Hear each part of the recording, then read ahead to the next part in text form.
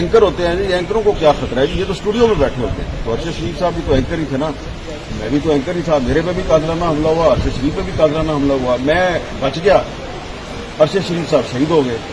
تو اس لیے ہم یہ کوئی ہمارا ذاتی مسئلہ نہیں ہے، ہم کوئی اپنی ذاتی لڑائی نہیں لڑ رہے، ہماری کسی کے ساتھ ذاتی دشمنی نہیں ہے. یہ پاکستان کے میڈیا کی آزادی کی لڑائی ہے. اور یہ جو کورٹ میں نے آج رپورٹ جمع کروائی ہے، اس رپورٹ میں ہم نے بتایا ہے کہ پچھلے 3 سال میں 18 صحافی شہید ہو گئے ہیں، اور اگر ارشد شریف کو انصاف نہیں ملے گا تو پھر اگلے سال مزید 8-9 شہید ہو جائیں گے، اس کے بعد پھر 10-12 شہید ہو جائیں گے.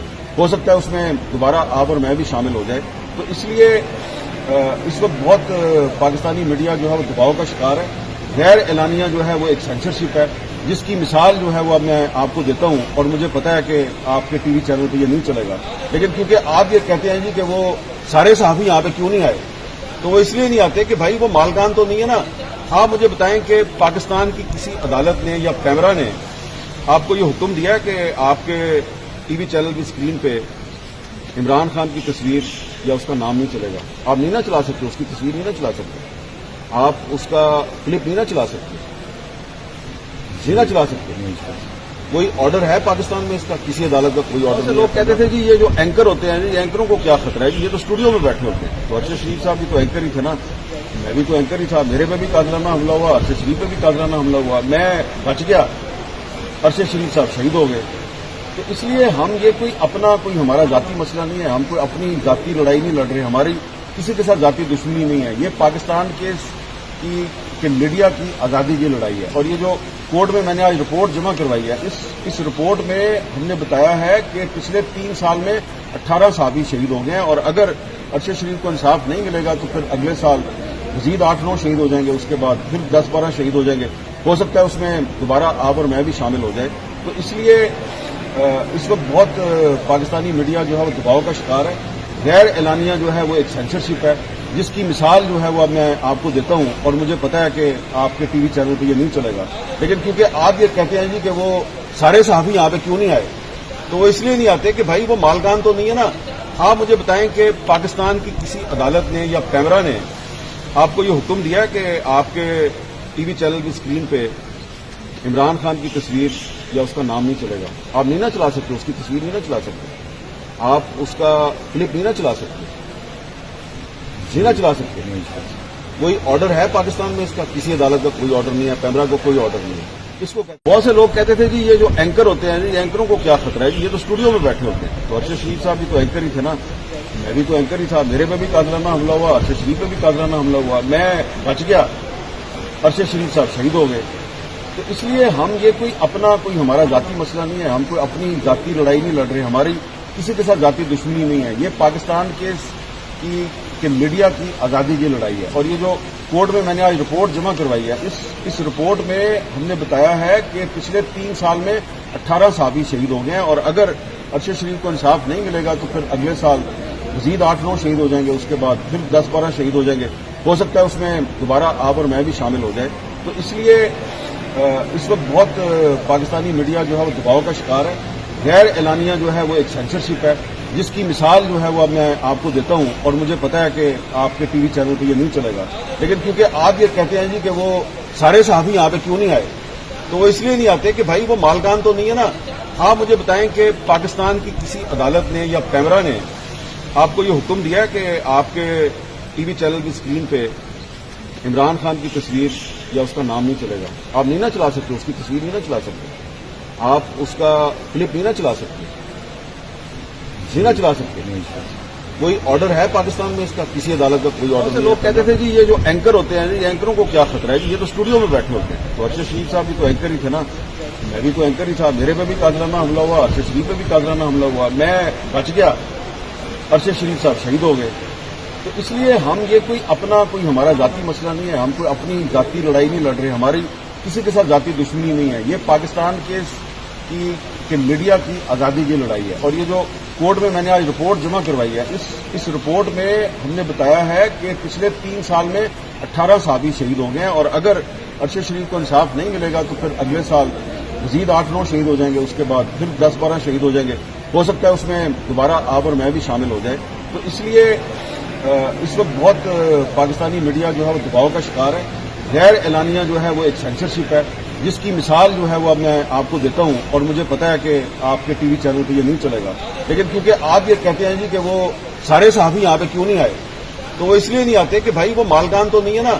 آپ مجھے بتائیں کہ پاکستان کی کسی عدالت نے یا پیمرا نے آپ کو یہ حکم دیا ہے کہ آپ کے ٹی وی چینل کی اسکرین پہ عمران خان کی تصویر یا اس کا نام نہیں چلے گا؟ آپ نہیں نہ چلا سکتے, اس کی تصویر نہیں نہ چلا سکتے, آپ اس کا کلپ نہیں نہ چلا سکتے, نہیں نہ چلا سکتے.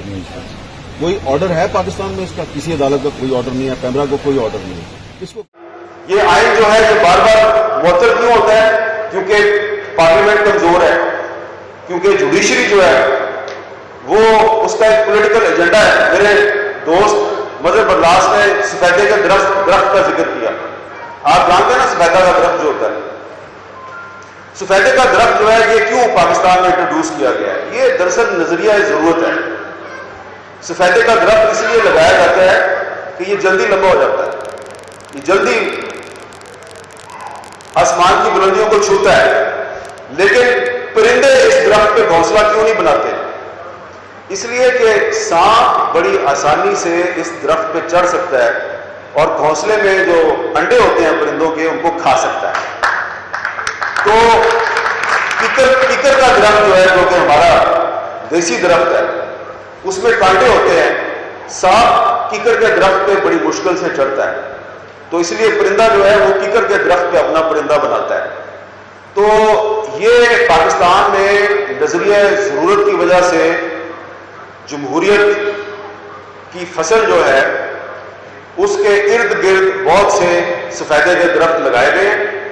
اور سانپ آپ کو پتہ ہے کون ہے, وہ بار بار جو ہے وہ چڑھتا ہے اوپر درخت پہ آسانی سے اور انڈے کھا جاتا ہے جمہوریت کے. تو اس لیے میں اتفاق کرتا ہوں مظہر برلاس سے کہ جو سفیدے کا درخت ہے یعنی کہ نظریہ ضرورت ہے, اس کو جڑ سے اکھاڑ کے پھینک دینے کی ضرورت ہے.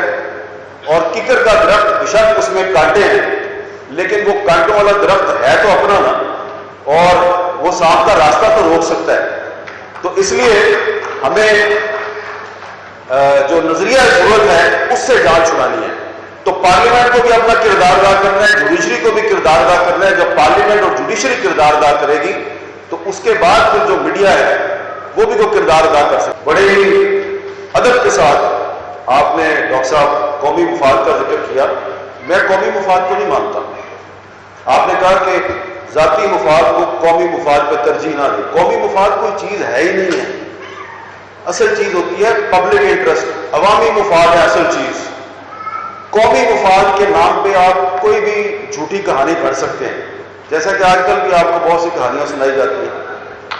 ٹھیک ہے, تو جن کے والدین کو پرویز مشرف کے دور میں اٹھایا گیا 2001 میں 2 3 4 5 6 7 8 اور وہ بندہ بیچتا رہا.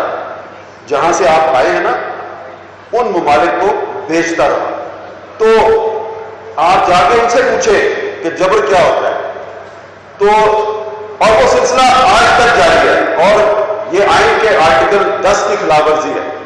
آرٹیکل 10 کہتا ہے کہ آپ کسی کو گرفتار کرتے ہیں تو 24 گھنٹے میں اس کو آپ کورٹ میں پیش کریں. تو پہلے تو ہمارے بہت سے دوستوں کو یہ نہیں تھا پتا. اب پچھلے 1 سال میں اور خاص طور پہ پچھلے 2 مہینے میں بہت سے لوگ جو ہیں ان کو پتا چلا ہے کہ یہ جو ہم آواز اٹھاتے تھے جبری گمشدگیوں کے خلاف اور یہ عبداللہ ملک صاحب مظاہرے کرتے تھے, کیا وجہ تھی؟ جب ہم پہلے کہتے تھے مسنگ پرسنز کا سلسلہ بند کیا جائے تو ہم غدار تھے اور ہمارے ساتھ ذاکر لڑائی تھی. تو یہ آئین کا آرٹیکل 10 سے لے کے 19 تک, باقی بھی آرٹیکل ہیں, 10 سے لے کے 19 تک جو آرٹیکل ہے, ان آرٹیکلز میں جو ہیومن رائٹس انشور کیے گئے ہیں ہمارے کانسٹیٹیوشن میں, ان کی وائلیشن آج سے نہیں ہو رہی, سال ہر سال سے ہو رہی ہے. کہ چودھری اعتزاز صاحب یہاں بیٹھے ہیں تو میں آپ کو بتانا چاہتا ہوں کہ ایک دن چودھری اعتزاز صاحب جو ہیں وہ مجھے ہاسپٹل میں دیکھنے آئے, آغا خان ہاسپٹل کراچی میں. تو میرا خیال ہے وہ 5واں 6واں دن تھا, لیکن اس وقت بھی خون بہت نکل رہا تھا میرے زخموں میں سے. تو چودھری صاحب نے مجھے دیکھا تو چودھری صاحب جو ہیں وہ فرق جذبات کی وجہ سے اور میرے سے محبت کا ایک رشتہ ہے ان کا، یہ رونا شروع ہو گیا۔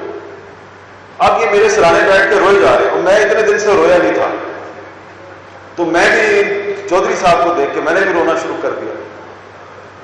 تو جب چودھری صاحب چلے گئے تو ڈاکٹر آیا، ڈاکٹر نے کہا یار آپ 5-6 دن نہیں روئے، تو اب آپ کیوں روئے؟ میں نے کہا جی وہ چودھری صاحب رو رہے تھے تو میں اس لیے رو رہا تھا کہ چودھری صاحب رو پڑے، تو باقی تکلیف کی وجہ سے میں نہیں رویا۔ اس کے بعد انہوں نے مجھے کہا کہ آپ کو ہم نے یہ بتانا ہے کہ کچھ ہم پہ ذرا پریشر ہے، تو آپ کے لیے ایک ایئر ایمبولینس آئی ہے UAE سے، وہ لینڈ کر گئی ہے کراچی میں، اب ہم آپ کو 2 گھنٹے میں ادھر سے لے کے جائیں گے اور پھر خدا حافظ، اب آپ کا باقی علاج جو ہے وہ باہر ہوگا۔ میں بڑا حیران ہوا، میں نے کہا کہ ایسی کون سی ٹریٹمنٹ ہے جو آپ نہیں کر سکتے اور وہ باہر ہونی ہے؟ انہوں نے کہا جی کہ 2 گولیاں جو ہیں آپ کی وہ ہم نہیں نکال سکتے، وہ نکلوانی ہے۔ تو اس دوران میں چپ کر گیا، تو چودھری صاحب میرا ایک کلیگ جو ہے وہ آیا میرے پاس اور اس نے مجھے ایک چیز دی، ایک دھاگا سا تھا۔ میں نے کہا یہ کیا ہے؟ اس نے کہا یار نیچے ہاسپٹل کے لان میں بہت سے لوگ آپ کے لیے دعائیں مانگ رہے ہیں، تو یہ کوئی غریب عورت ہے بلوچستان کی ہے، یہ اس نے کوئی کہا کہ یہ امام زامن ہے 5-10 روپے کا، یہ اس کو دے دو۔ تو میں نے اپنے کلیگ سے کہا ذرا جا کے پوچھو یہ عورت کدھر سے آئی ہے اور اس نے امام زامن مجھے کیوں بھیجا ہے؟ تو وہ واپس گیا اور آیا، اس نے کہا تربت سے آئی ہے اور وہ کہتی ہے کہ میرا بیٹا جو ہے وہ لاپتہ ہے، تو یہ مجھے پتہ ہے اس کو اس لیے گولیاں ماری ہیں کہ یہ لاپتہ لوگوں کے لیے آواز اٹھاتا ہے، تو اس لیے میں اس کا تربت سے پتہ لگ گیا۔ میں نے فوراً ڈاکٹر کو بلایا، ڈاکٹر انعام پال صاحب۔ میں نے ڈاکٹر صاحب کو کہا ڈاکٹر صاحب میں نے پاکستان سے نہیں جانا۔ کہتے ہیں کیوں؟ میں نے کہا لوگ میرے لیے دعائیں مانگ رہے ہیں تو میں یہ اپنے لیے دعائیں مانگنے والوں کو چھوڑ کے چلا جاؤں، میں نے پاکستان سے نہیں جانا۔